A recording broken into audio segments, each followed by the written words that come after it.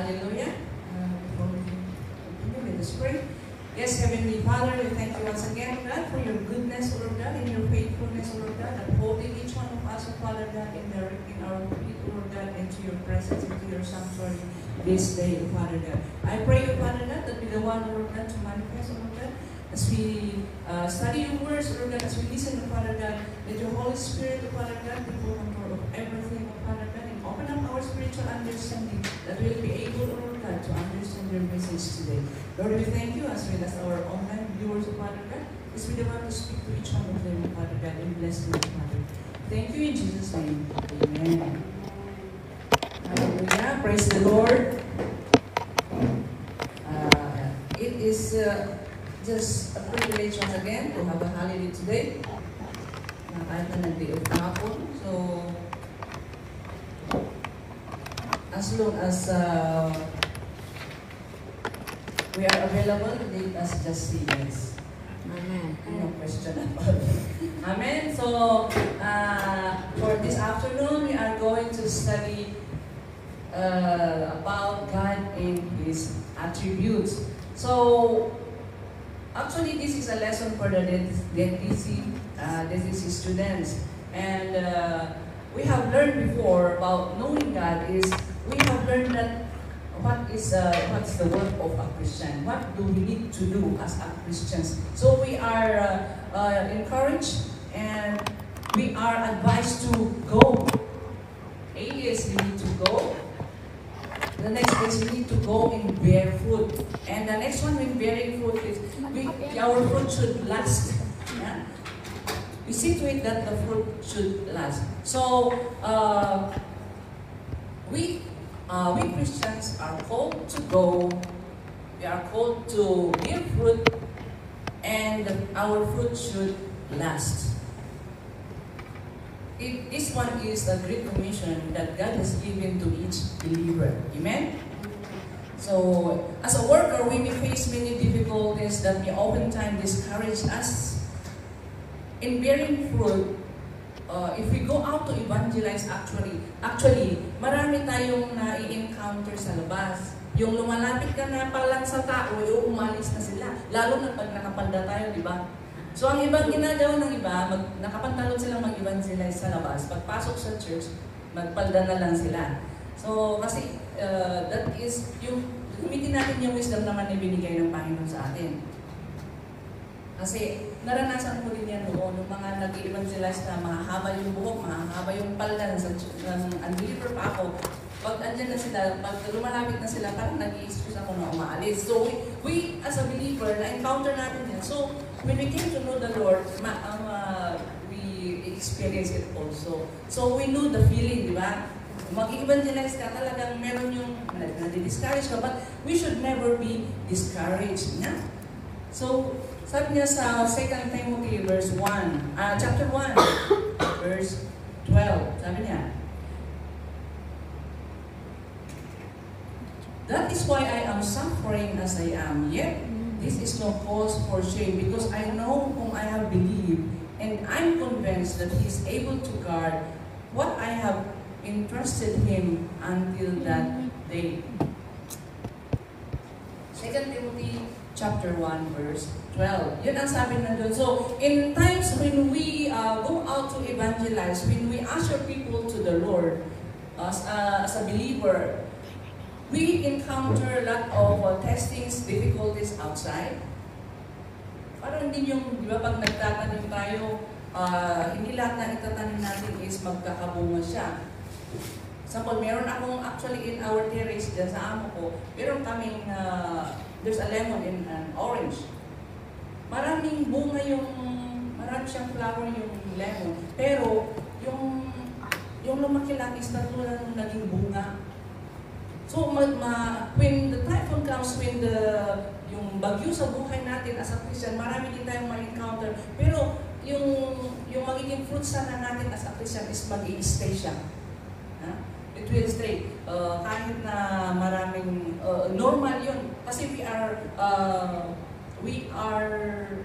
naihalin tulad din tayo sa halaman na nagbubunga. Pero, there's a time that the wind will blow, the wind will blow, yung bagyo, dumarating, nasi-shake. Pero, ang sabi ng Panginoon dito na, we need to go to bear fruit and see that the fruit should last. So, kailangan as a Christian, whatever testing we come, whatever trials we come, we have to go through it. We have to pass through it so that we will be able na gamitin ng Panginoon sa mas mataas pa na aspeto in our Christian walk with Him. Amen? So, do we really know the God whom we serve? Do you know the God whom you serve? It is impossible to know God by our abilities alone. We know God because He revealed Himself through us through His Word. By reading the Bible, we came to know the nature of the Lord. Yeah? Through His Son Jesus Christ and through created things. Created things, even in the first book alone of Genesis, makikita natin doon na God created the universe. Na? In Exodus chapter 3,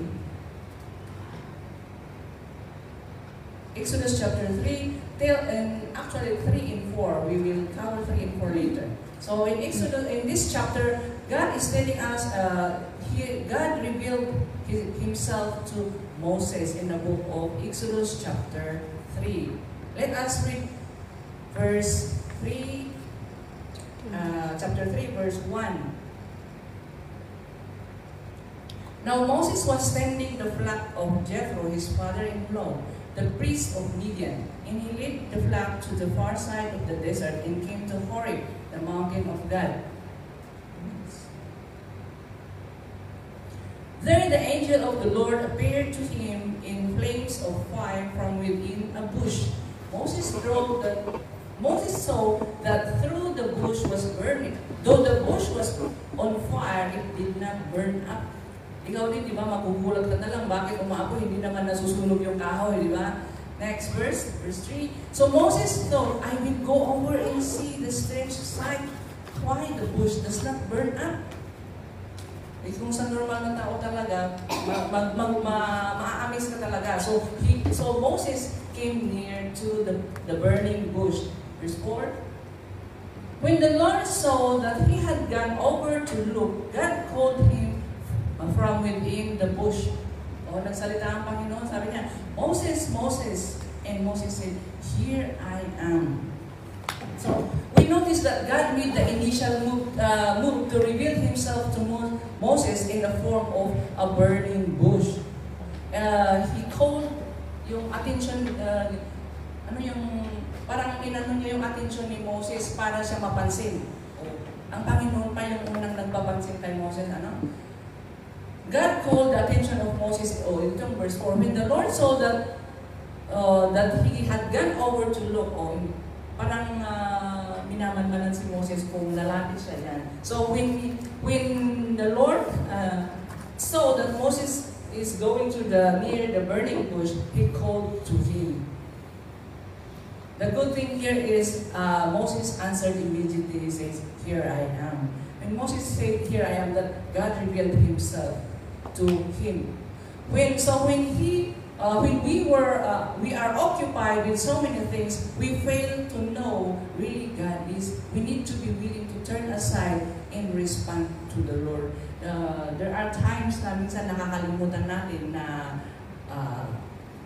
mayroon tayong Diyos na nagmamahal sa atin.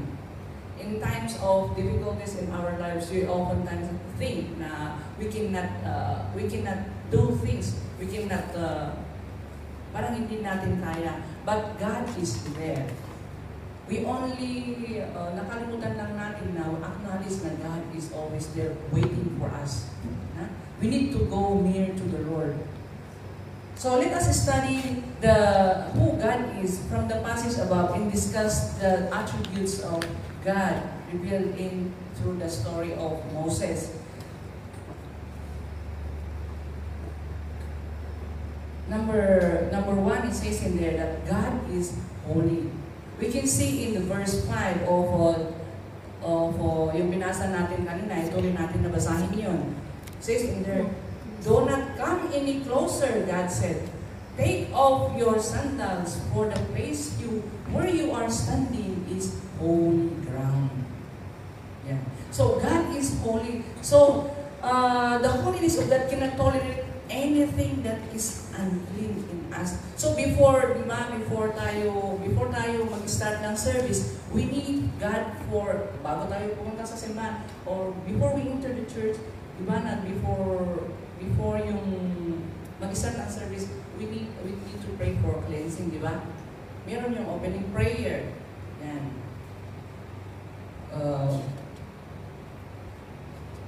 God is holy means there is no evil in Him. To come to God, we must turn away from sin. So we ask God for cleansing before we ask something to the Lord. Diba? We are asking for forgiveness. Bago ang lahat, we ask for forgiveness. Bago ka mag-pray sa Panginoon, we acknowledge that we are a sinner na nagkulang. So we need to humble ourselves to the Lord and ask forgiveness so that the Lord will entertain us. Yeah? And sabi ni Lord, take your sandals off your feet, for the place you stand is holy ground. Ayan. So God is holy, so we should also be holy. Next, number 2. God is a personal God. We continue in verse 6. Tama dyan. Then He said, I am the God of your father, the God of Abraham, the God of Isaac, and the God of Jacob. At this, Moses hid his face because he was afraid to look at God. Because the Lord is so holy, Moses was so afraid. Yeah? So he covered yung mukha niya. He hid his face. So this verse means that God is a person that He values relationships with every person, and He is always true and unchanging and faithful to His relationship with the individual. Sinabi pa niya na, I am the God of your father. Yung generation to generation. Iisa ang God ni Abraham. Pati tayo isang ang God din natin. Ang God ni Abraham, yun ang God natin na sinisilbihan din natin. Amen? Sabi niya, I am the God of your father, the God of Abraham, the God of Isaac, and the God of Jacob. Yung descendants niya. Descendants of Moses. Amen? So God is a personal God. Kilala niya yung talagang nagsilbi sa kanya. Yeah? And now, He is passing it on to Moses also. God is a personal God. Ano pa? Ano pang characteristics ng Panginoon? Number 3, God is our Savior. Sa verse 7 and 8. 7 and 8, sabi niya dyan, the Lord said, I have indeed seen the misery of my people in Egypt. I have heard them crying out because of their slave drivers, and I am concerned about their suffering. So God is concerned about our sufferings. Alam na yung dinadaanan natin, yung mga concerns natin sa buhay, yung mga problema natin. If we need the employer, alam niya yun. If we need comfort, if we need comfort, if we need yung provision, He knows alam niya yung kailangan natin. God loves the entire world. He saw our pitiful condition, and He came down from heaven and became like one of us, in the person of Jesus Christ, and suffered and died on the cross that we may be saved. God is truly our Savior. Sabi niya dyan, sabi ni Lord dyan, I have indeed seen the misery of my people in Egypt. Yung naghihirap sila. Nakikita ng Panginoon yung paghihirap natin. As a Christian, alam niya yung concern natin sa buhay, ang problema natin. But if we should never give up on our service to the Lord. Amen? Next, number 4, God saves through His co-workers. We go to verse 10. Come now, therefore, I will send you. Saan yan? So now go, I am sending you to Pharaoh to bring my people those who have set of Egypt. So now go, I am sending you to Pharaoh to bring my people the Israelites out of Egypt. So, ginamit niya si Moses, tinawag niya si Moses para gamitin niya na siya ang way para mailabas ang mga Israelites sa Egypt. Ano ang Egypt sa buhay natin? Sufferings in the world. Amen? So, this means that God is making every Christian His co-worker in the salvation of the people. God sent Moses to the Israelites. God is sending us also. As God sent Moses to the Israelites as the one, He is the one whom God used to take out the Israelites from Egypt. God is also sending us as a Christian to the world to bear fruit in every places where we are. So, ang ganda, di ba, kasi nag-expand na ang trabaho ng Panginoon. Di ba, meron na tayo sa Vietnam, dito sa Hong Kong, Macau. Tapos, marami nang na-open na work ang Panginoon. Amen? God is sending you to go and bear fruit. We need to bear fruit as a Christian.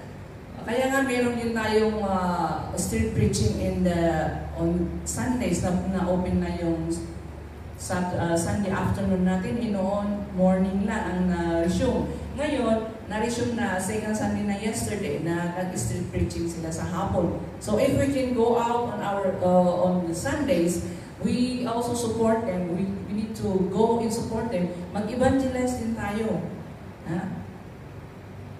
So God is using us to usher the lost souls unto Him.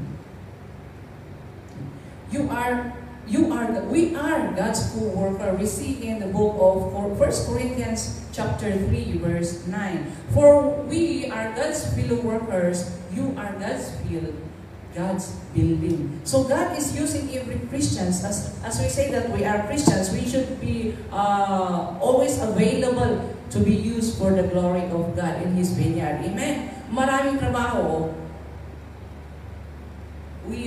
God needs available people, available Christians to be used for His glory to us, or to be yung maging instrumento sana na madala ang mga lost souls sa kaharian niya. Amen?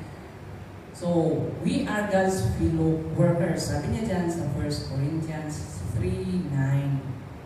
And number 5, God goes with us. Certainly, we are not alone. Sabi niya sa verse 12, I will certainly be with you. Sabi niya sa verse 12, diyan, balik tayo sa Exodus 3:12. I will be with you, and this will be the sign to you that it is I who have sent you. When you have brought the people out of Egypt, you will worship God in this mountain. So, God promises Moses that He will go with him. Isinend niya si Moses, hindi siya nag-iisa. Because he is going with Moses. Parang tayo din, kung mag-evangelize tayo, hindi tayo nag-iisa kasi we are doing it for the Lord. So, we will pray that the Lord will go with us. Yung kasama natin ang Panginoon. Amen? Hindi tayo nag-iisa. Kung ginagawa natin para sa Panginoon, God is always there with us. Kasi God will not send us alone. Gaya ng ginawa niya kay Moses, sinabi niya kay Moses, I will send you, I will be with you, sabi niya. So yan din ang sabi ng Panginoon sa atin ngayon. Kasi sinabi niya kanina na, I am the God of your father, the God of Abraham, Isaac, and Jacob. Until today, pareho din sa atin. Amen? So God goes with us. And the next one, hindi pa, meron pa. Let us, sabi niya sa book, Matthew 20:20. Sabi niya, I will be with you, sabi niya dyan. Sabi niya sa Matthew,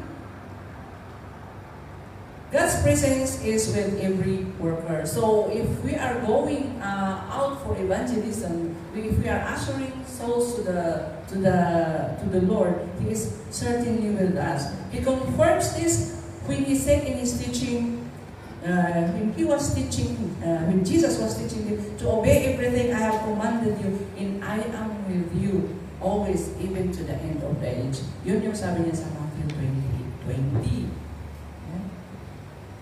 in teaching them to obey everything I have commanded you.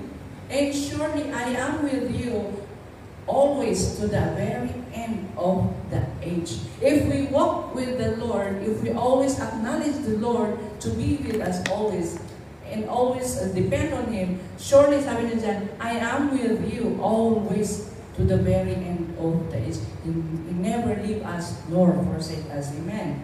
So God goes with us.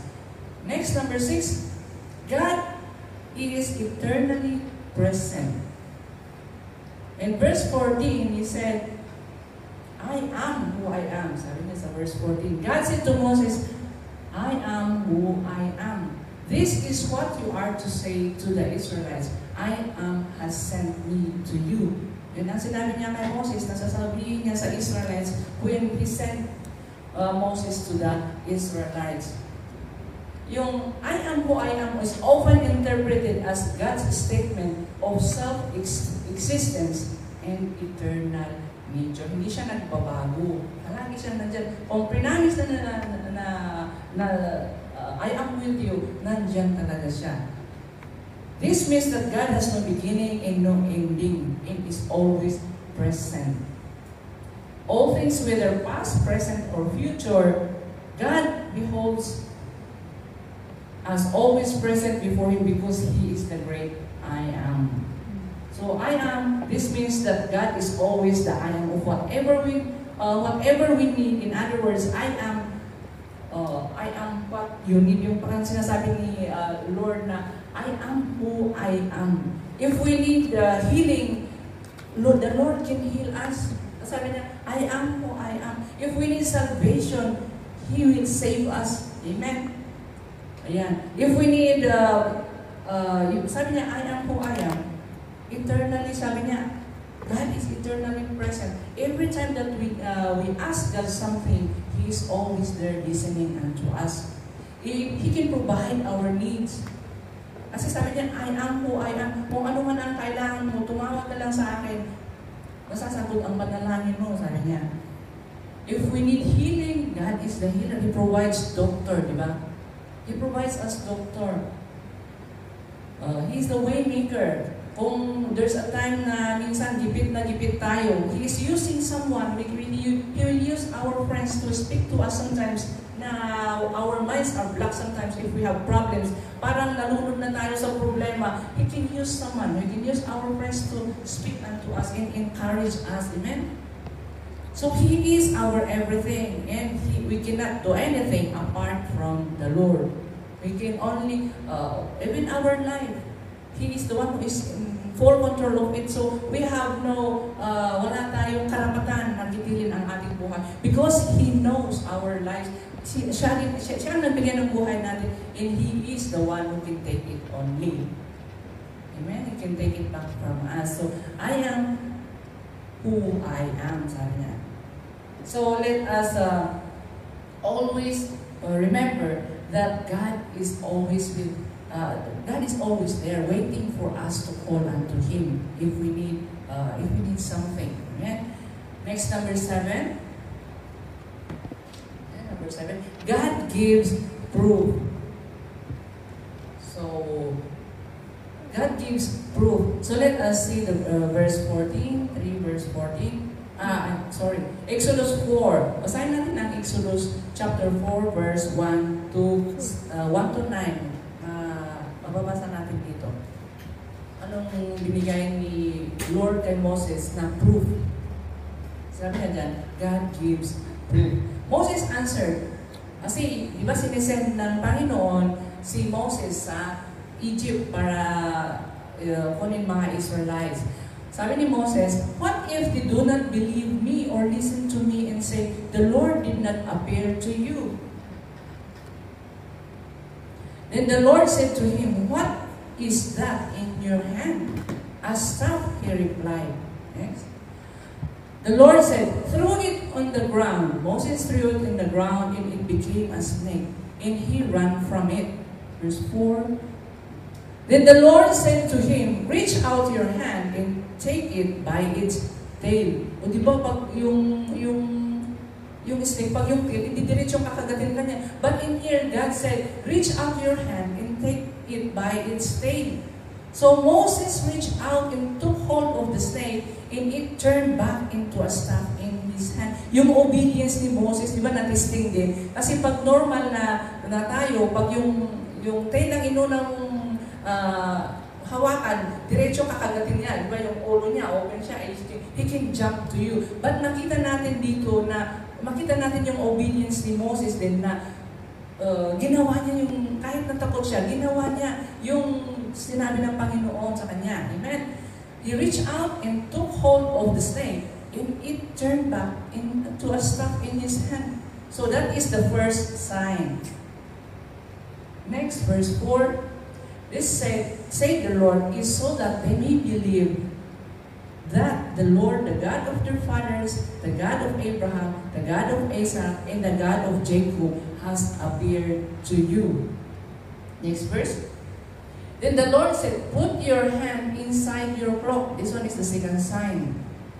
Put your hand inside your cloak. So Moses put his hand inside his cloak, and when he took it out, it was leprous like a snow. Ayan. Siyempre magugulat ka, ganun mo, tapos labas mo, iba na.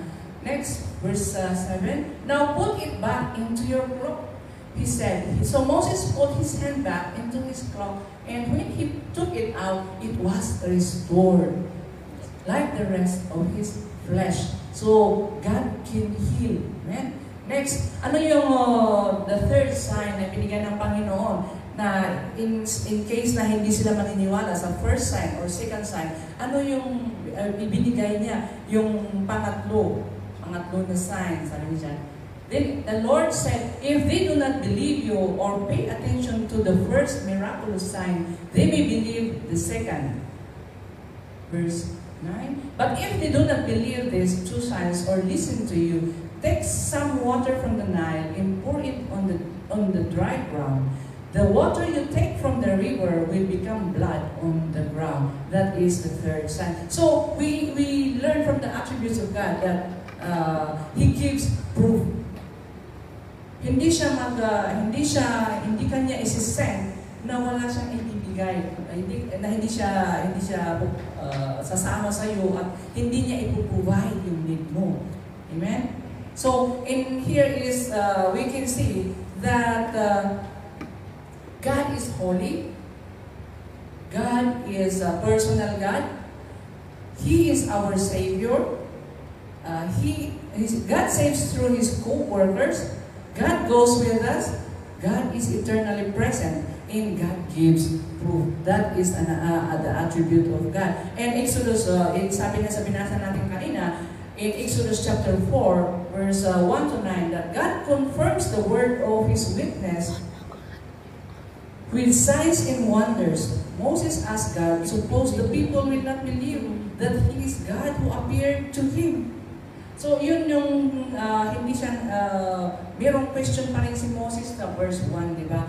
Pero sinagot na ng Panginoon, provide niya yung proof na gagamitin ni Moses para yung mga Israelites imaniwala sa kanya. Amen? So the three miracles to prove that God is sending Moses is, anong ginamit niya muna? Is the rod, yung staff niya. The staff of Moses is also known as the rod of Moses. The rod of Moses became a serpent when he threw it on the ground. Then God told Moses to catch the serpent by its tail. Yung sinabi ko nga kanina that Moses obeyed the Lord, and yan naging rod ulit yung hawak niya. So the Moses staff appears to be a shepherd's rod, parang stick lang siya. But it became a divine instrument used for miracles and signs. Di ba yung tinuro ko nung Friday is about the shepherd na meron siya yung tipang kawit, staff niya, adati kawit na dijay. So it became a divine instrument used for miracles and signs. It is a symbol of authority as a leader, also yung rod. yung staff ni Moses. This miracle proved the power of Moses over the serpent. Yun yung first na miracle na nagawa ng Panginoon na binigay niyang sign.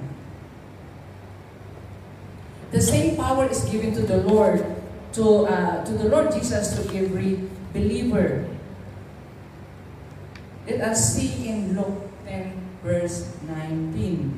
Pareho din yung binigay niya sa atin in the New Testament. Binigyan niya din tayo ng power sa Luke 10 verse 19.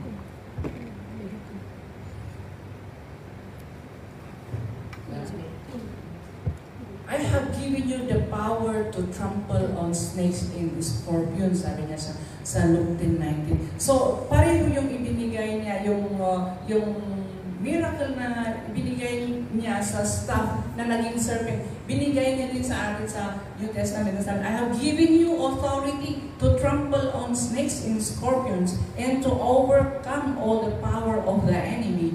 Nothing will harm you. Yeah. So whatever we encounter, God is always there. God has given us the power na pwede every believer can rebuke yung gawain ng demonyo din. Because God has given us the power in Luke 10:19. Every believer, therefore, is to trample on the serpents and scorpions. Hindi naman literally. Alam mo naman naahas talaga, itatrample mo na, hindi talagang kakagatin ka. It is meaning to say, spiritually, kung may gustong nagbabalak ng masama sa atin, God is in control. He will protect us. He will, siya ang magiging, He will make a way na hindi tayo masaktan, gano'n. Diba? The Christian has power over all the power of the enemy, who is sometimes called the serpent. So yung serpent is not literally yung snake sa buhay natin is, di ba sometimes hindi mo alam kung may yung pagkain natin, minsan baka may, kung hindi natin pray, baka malason tayo. But God, if we pray for it, God will cleanse it. Indeed, it will not do any harm in our body kung hindi natin alam. So if they offer food unto us, huwag natin biglang kainin, i-pray muna natin. Yeah? Because yan nga, we will exercise the power that God has given unto us. We will pray for everything, and wherever God will send us, let us pray for covering, and God will protect us on the way. Amen? So, the next, ano yung ginamit na Panginoon to show the miracle? Yung sign niya, the second sign, yung kamay niya. The Lord asked Moses to put his hand in his bosom. So, when he took it out, it became leprous. Yun yung second sign. Then, nung ibinalik niya, na-heal siya kaagad. Makita natin dito na si Moses, hindi siya nag-question, wala siyang negative thoughts. Basta, kung ano ang sinasabi ng Panginoon, ginagawa lang niya.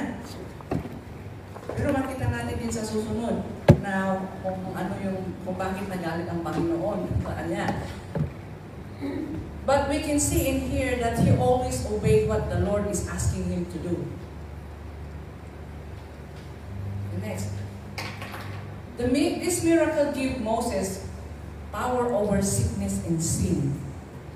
Nung nahil yung kamay niya, nung nilagay niya sa walk niya, naging leprous siya.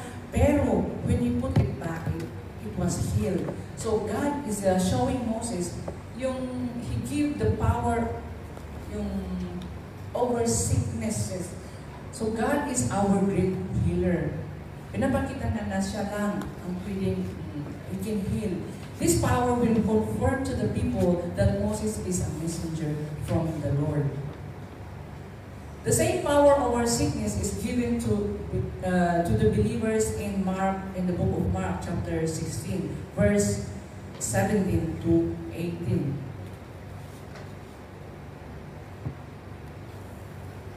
Let us see the book of Mark 16, verse 17. Start natin to 17.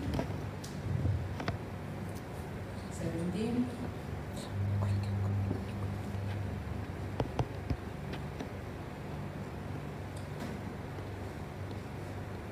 Mark 16, 17 to 18, is the same power over sin given to Moses is also given to the believer. And these signs will accompany those who believe. In my name, they will drive out demons. They will speak in new tongues.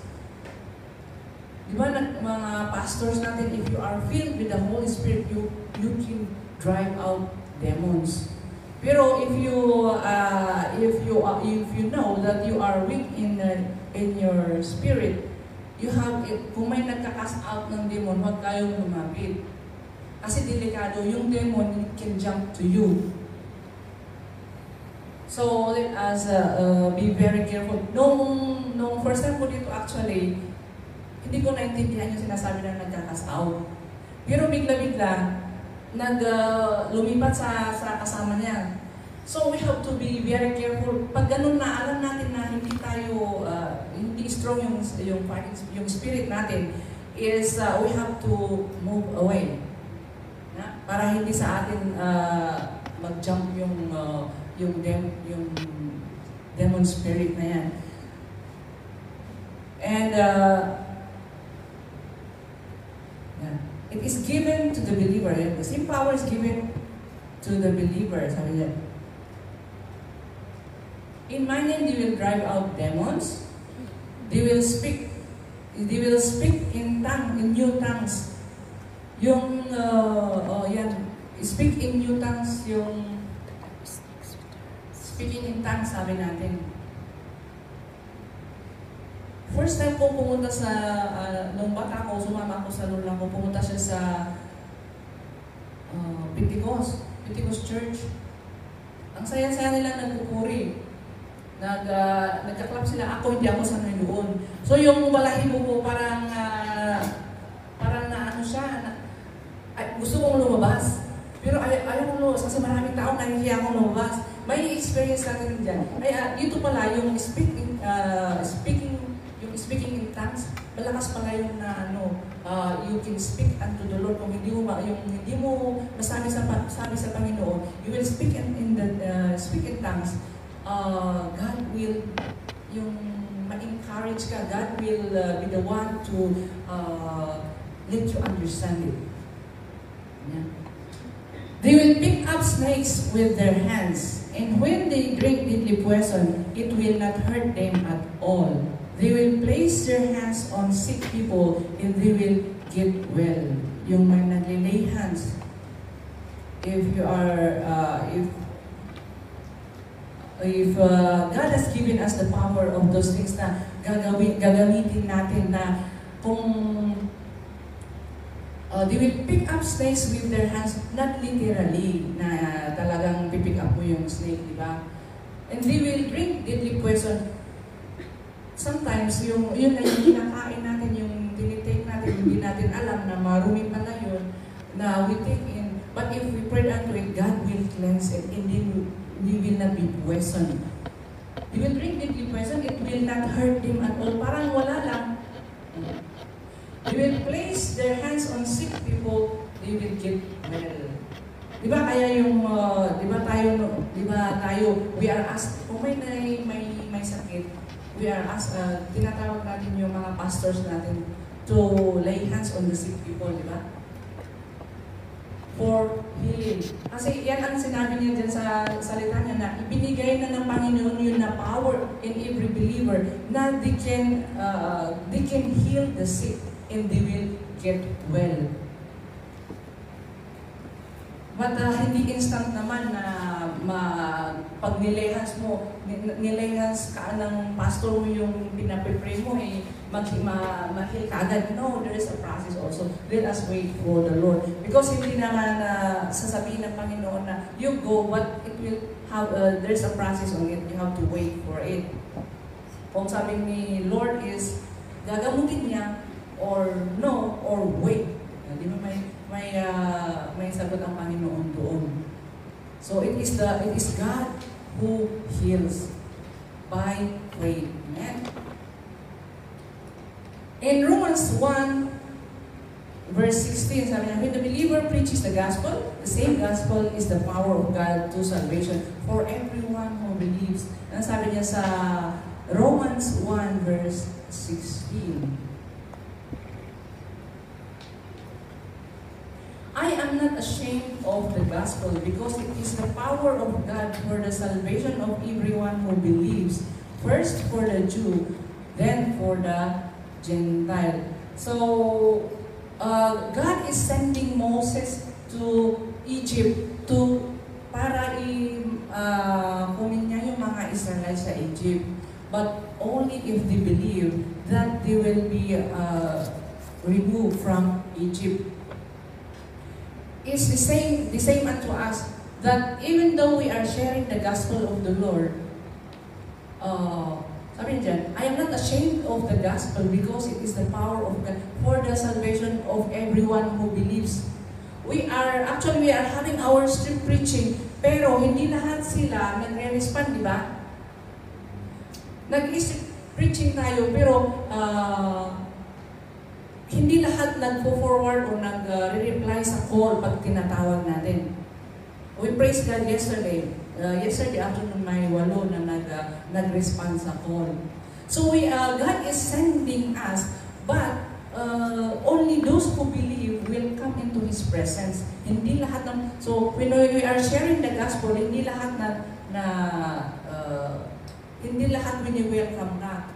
Nakita niyo yung nagpipreach sa bus, tapos biglang sinuntok. So, not everyone will welcome us. Kasi they are still covered kasi hindi pa sila naniniwala sa Panginoon. So, we need also to just, before we go, we need to pray. That we can, dapat na advance na tayong mag-isip na hindi lahat ng pagsasabihan natin ng good news is maniniwala ka agad. Amen? So let us not be discouraged. The third miracle given to Moses was the power to take the water from the river, pour it in the land, and the water became blood. That is in Exodus 4 verse 9. This third miracle was given as a contingency plan. Parang it's in advance, is a future event na circumstances na hindi maniniwala yung mga Israelites sa first and second sign, at least meron itong pangatlo. The water from the river poured it out in the land, and the water became blood. Sa Exodus chapter 4 verse 9.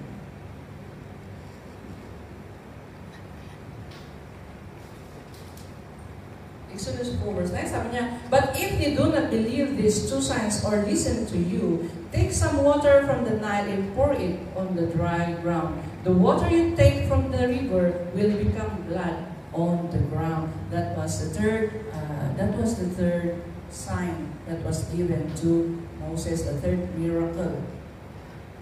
So there are 3. Yung first is yung staff niya, the second is his hand, and the third is the water from the river. So, next, susunod na attribute ng Panginoon is God is our Creator. We can see that in the book of Exodus 4, tuloy natin sa 4:11 to 12.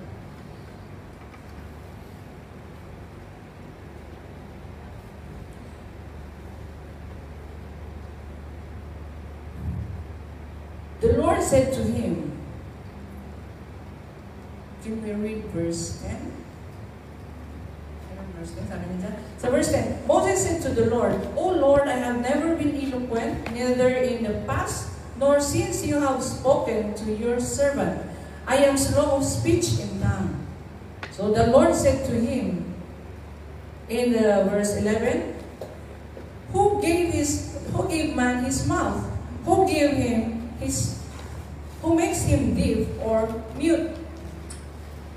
Sabi niya dyan, who gives him sight or makes him blind? Is it not I, the Lord? Verse 12, now go, I will help you speak and will teach you what to say. Ang sabi niya dyan, God continued to reveal to Moses that He is the creator of even the smallest part of our body like our mouth and ears. Nag-complain pa siya, sabi niya, I've never been eloquent, sabi ba niya. So this means that God will give us words to say and the ability to speak His words.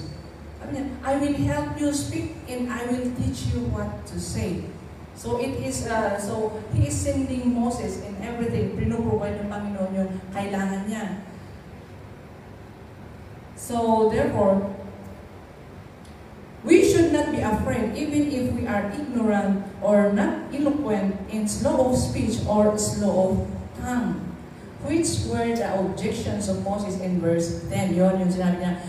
Moses said to the Lord, nagkumplin siya, O Lord, I have never been eloquent. Sino yung first time na gamitin ka ng Panginoon is nag-nervous pa nga eh.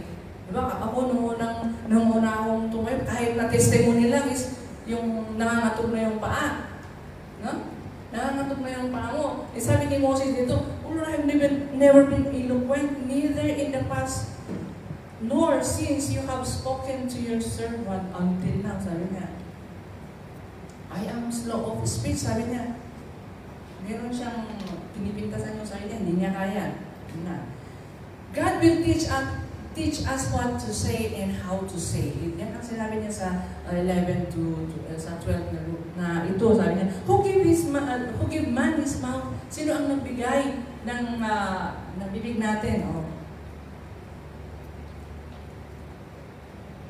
And despite all of the above assurance by God, despite all the above assurance of God to Moses, he was still reluctant to obey the call of the Lord. Diba, nag-complain na siya. Isinisend na nga siya, nag-complain pa nung, ang dami nang nasabi nagawa ng Panginoon nung since na-encounter niya sa burning bush. Ang dami nang nagawa ng Panginoon sa kanya, di ba? Pero nag-question pa rin siya, ano ba siya dito?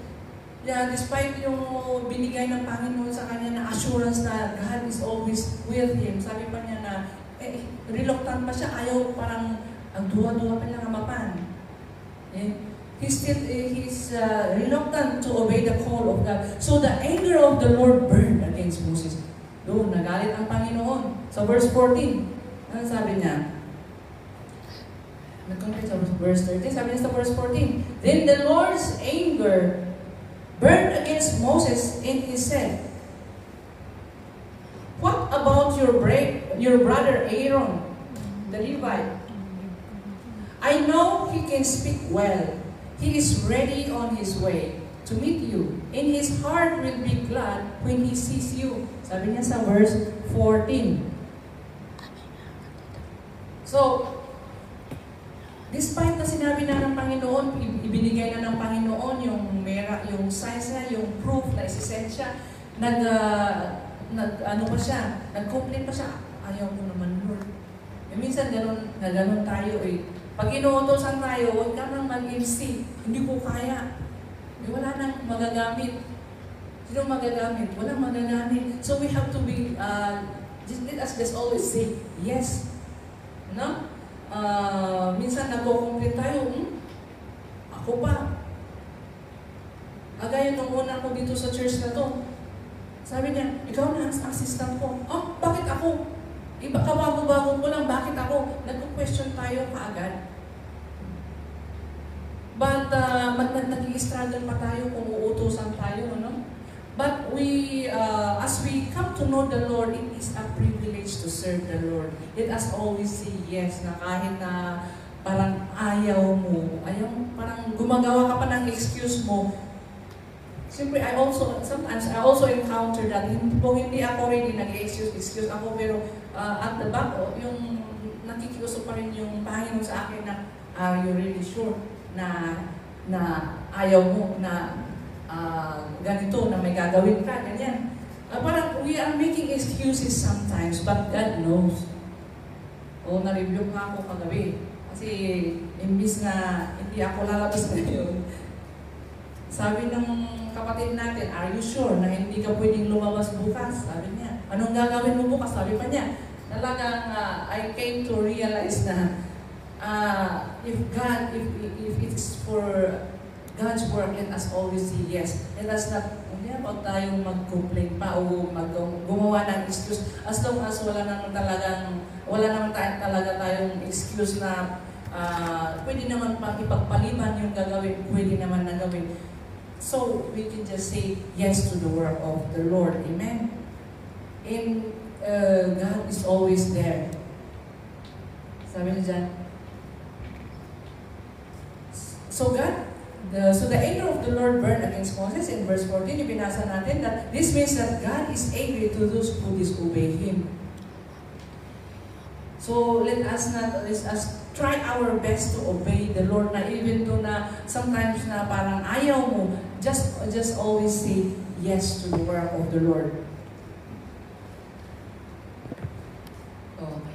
God is angry to those who disobey Him, to those who refuse to respond to His call. Yan. So, magagalit ang Panginoon.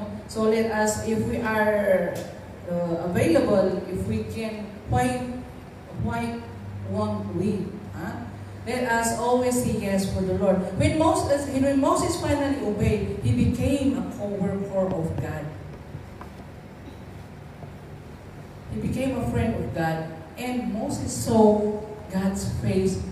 Yung nakita na yung Panginoon face to face na. Nung nag-obey na si Moses, di ba? Pero nung dito sa verse 14, sinama niya si Aaron.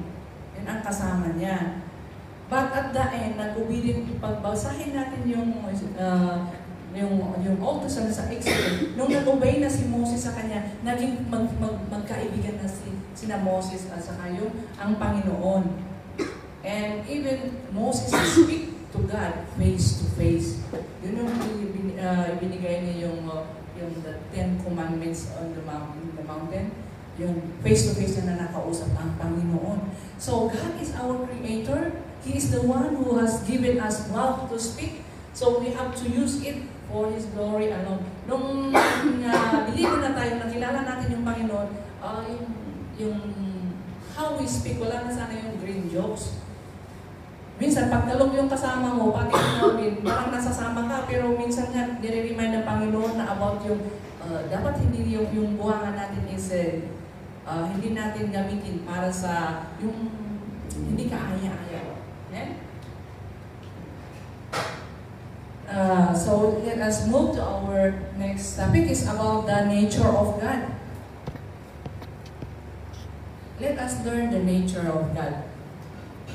Number 1, yung pagkatawag ni Apple, who is God? God is a spirit. It says in John 4, verse 24, God is a spirit, and His worshippers must worship in spirit and in truth. So, the verse highlights that God is not a physical being.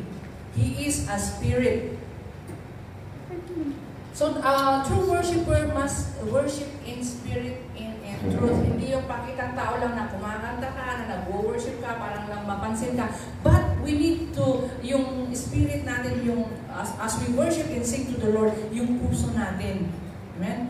It should be in accordance to the will of the Lord, yung pag-worship natin sa Kanya. Because He is a spirit, and His worshippers must worship in spirit and in truth. How about in 1 Timothy chapter 1, verse 17, sabi niya, now to the King, eternal, immortal, invisible, the only God, be honor and glory forever and ever. So He is invisible. God is a spirit, so He is eternal, He is immortal, He is invisible. Hindi natin siya nakikita, but we can feel. Na? It's just like the wind. Hindi natin nakikita yung wind, pero nafe-feel natin kung may hangin, di ba? Yan. So God is a spirit. Next, God is life.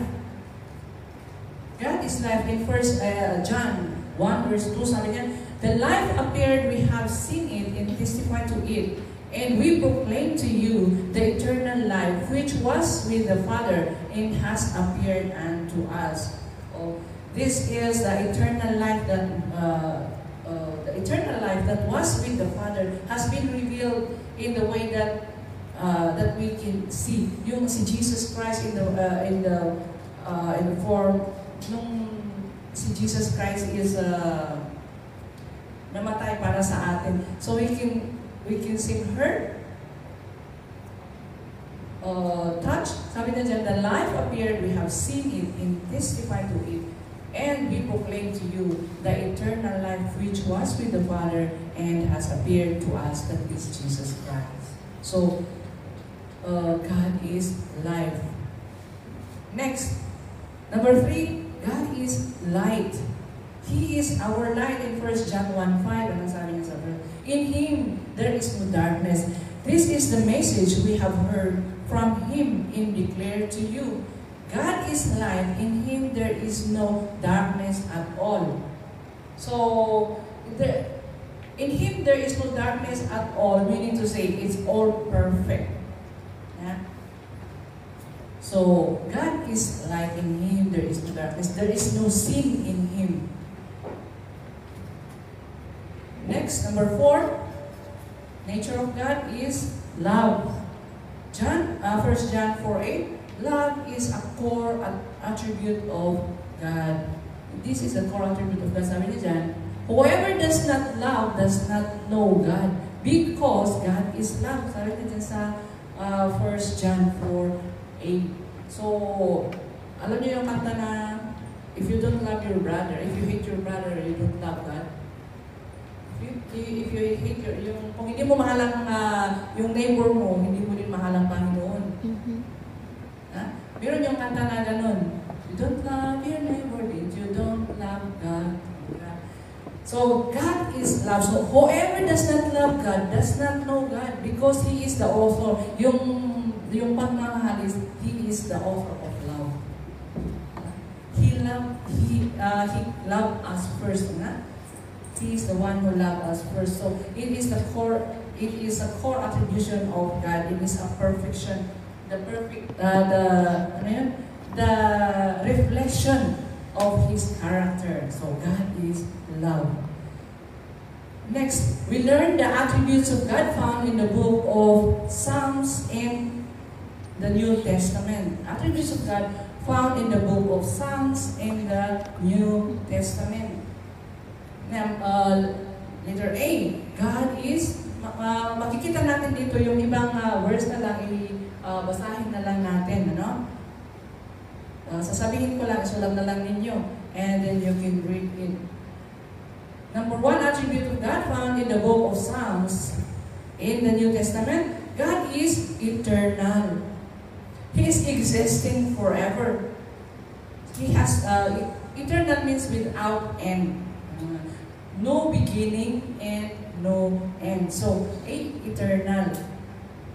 In Psalms 90 verse 2, sabi niya dyan, before the mountains were born, or you brought forth the earth, and sorry. Yan. Psalms 90 verse 2. Before the mountains were born, or you brought forth the earth in the world, from everlasting to everlasting, you are God. So wala siyang beginning, wala siyang end. He is eternal, and God is existing forever. So, wala siyang end. So, yan, sabi niya, from everlasting to everlasting, you are God. Oh, wala siyang katulad. He is eternal. And also from the book of John, verse 1:1. And Revelations 22:20. Sa John 1:1, sabi niya, in the beginning was the Word, and the Word was with God, and the Word was God. Makikita natin dito na since the beginning, andun na ang Panginoon.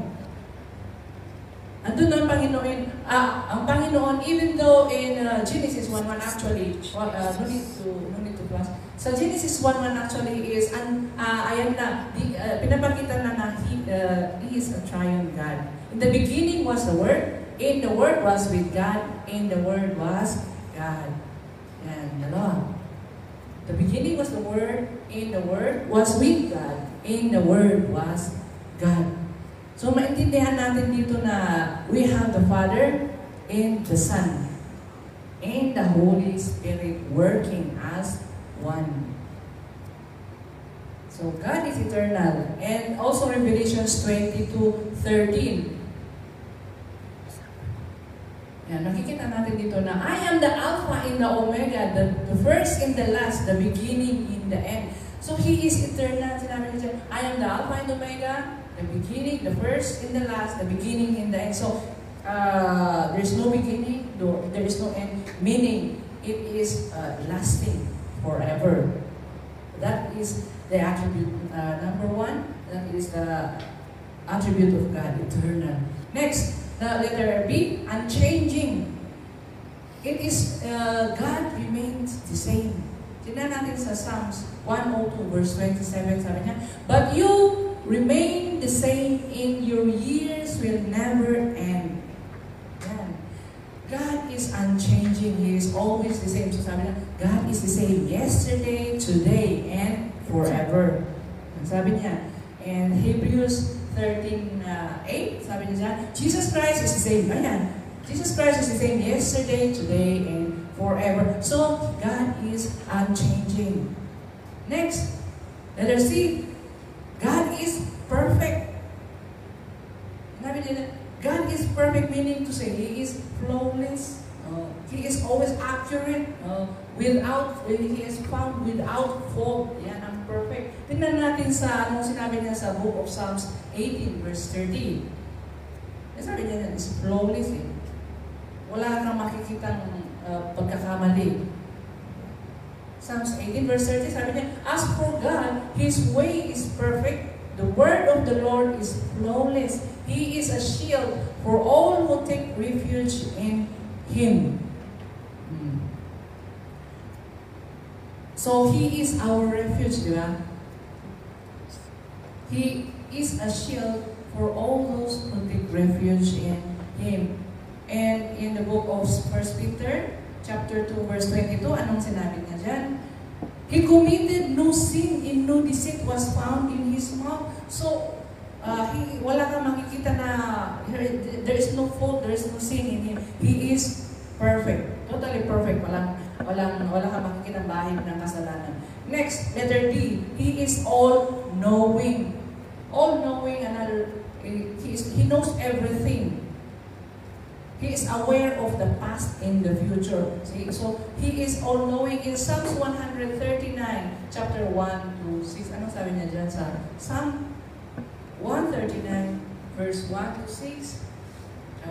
O Lord, you have searched me and know me. You know when I sit and when I rise. You know, you perceive my thoughts from afar. You discern my going out and my lying down. You are familiar with all my ways. Alam niya kung nagising tayo sa umaga, o kung matutulog tayo sa gabi, before us, a word is on my tongue, you know it completely, O Lord. So alam na alam niya. In verse 5, you hid me in behind and before.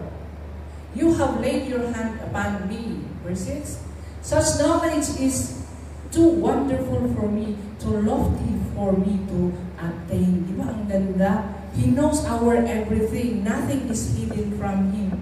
O walang sikreto hindi nabubunyag, alam ng Panginoon yun. Kung merong hindi natago, it's much better to i-open natin sa Panginoon. Kasi we cannot hide anything from God. Sabi niya sa 1 Corinthians 4:5, sabi niya, therefore, judge. Sabi niya sa 1 Corinthians 4:5, sabi niya, therefore judge nothing before the appointed time. Wait till the Lord comes. He will bring to light what is hidden in darkness and will expose the motives of men's hearts. At that time, we'll receive His praise from God. So it is much better. We cannot hide anything from the Lord. So let us confess anything. Kung may kasalanan tayo, i-open natin sa Panginoon. We ask His forgiveness for us to cleanse us. Amen? Kung sabi mo may sikreto ka, alam na alam ng Panginoon yan. So if we have secrets, let us just confess it unto the Lord and ask His forgiveness to cleanse us. Para when the time comes yan, At that time, each will receive his praise from the Lord para malinis tayo sa Panginoon. Next, letter E is all present, meaning omnipresent. So, God is all present. In Psalms 139, He is present everywhere. 7 to 12, sabi niya. So, God is all present. He is everywhere at once. Therefore, Psalms 115 verse 3. So, hindi natin we cannot hide from the Lord. Na hindi kagaya natin na physically na wala tayo sa Pilipinas. Hindi natin nakikita ang ginagawa nila. But God can see what's the situation in the Philippines, di ba? Because He is omnipresent nga. It's in the book of Psalms 115 verse 3 and the book of Hebrews 1:3. Yun natin nakikita na all present is 139 verse 7 to 12 in Hebrews 7:25. So we can see in here that God is always present. We cannot hide from Him. Amen? And next is letter F is all powerful. All powerful, or in other words, omnipotent. He is an omnipotent God. He is the supreme God. Yeah? It says in 115 verse 3, our God is in heaven. He does whatever He pleases, whatever pleases Him. Because He is supreme, He can do whatever that pleases Him. Huh? He has that unlimited authority. Supreme na siya. Siya ang kataas-taas. Kataas-taas ang Diyos. He is, nobody is like Him. In Hebrews 1 verse 3, ano sabi niya? The sun is the radiance, the sun is the radiance of God's glory in the exact representation of His being, sustaining all things by His powerful word. After He had provided purification for sins, He sat down at the right hand of the Majesty in heaven. Namatay siya para tayo, so that we will have that. Jesus Christ died for us to have that salvation. So nung namatay siya, He had provided purification for our sins through His blood, and He sat down. He is at the right hand of the Father. So Jesus is at the right hand of the Father. And that's in the book of, that's in the New Testament. Amen. So God is all-powerful, or omnipotent, or supreme. Say. Next, letter G. So, holy. God is holy. He is sacred without sin. He is pure. There's no evil in the Lord. He is pure, di ba? In the book of Psalm 99 verse 9, ano sabi niya? Exalt the Lord our God and worship at His holy mountain. For the Lord our God is holy. So He is holy, so He is worthy of all praise kasi He is pure. He is sacred. So let us worship God at His holy mountain, for our God is holy. In Hebrews 7:26 to 27, sabi niya, such a high priest meets our need, one who is holy, blameless, pure, set apart from sinners, exalted above the heavens. So that is one attribute of God. Attribute means yung characteristic ng Panginoon. Yeah? So He is holy. Next, He is righteous and just. In Psalms 89 verse 14, sabi niya dyan, righteousness and justice are the foundation of your throne. Love and faithfulness go before you. So God is a righteous and just God. He is always fair. Kaya let us always remember that He is righteous and He is just unto us. Whatever situation we are in, we just remember that God knows everything, and He will, if we have facing some battle, He will fight for us. Amen? He is righteous and just. Next, good and merciful. He is benevolent and compassionate. Good and merciful. He is gracious. In Psalms 86 verse 5, makikita natin dyan. In Romans 2:4, sabi, or do you not show contempt for the riches of His kindness, tolerance, and patience, not realizing that Sorry. sa Psalm 86 verse 5, Ano na?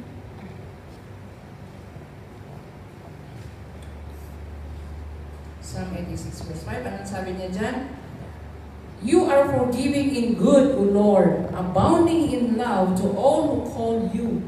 Yan ang sabi niya sa 86 verse 5. So God is good and merciful.